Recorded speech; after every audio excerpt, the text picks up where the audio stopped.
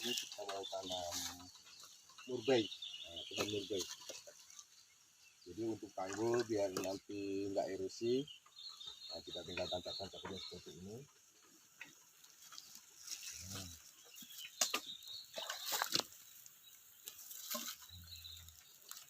Nah, ini contohnya yang sudah tumbuh, yang kemarin kita tanam sudah tumbuh. Sebagian ada yang mati, ini juga tumbuh.